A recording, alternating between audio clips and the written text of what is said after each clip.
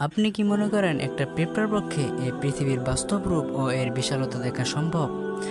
হয়তো আপনি বলবেন, নিশ্চয় না।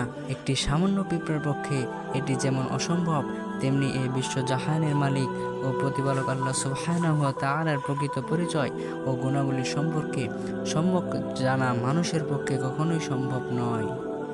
মহান আল্লাহ দৃশ্যমান এবং অদৃশ্য সকল কিছুর স্রষ্টা।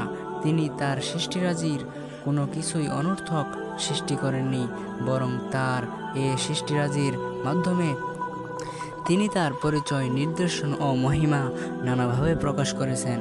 যেমন আমাদের বসবাসের এই জমিন, মাথার উপরে আকাশ, পাহাড়, সমুদ্র, আকাশের চলমান মেঘ মালা, বায়ুর প্রবাহ, রাত এবং দিনের পরিবর্তন, এসব নিয়ে আমরা যদি গভীরভাবে চিন্তা ভাবনা করি, তাহলে এসবের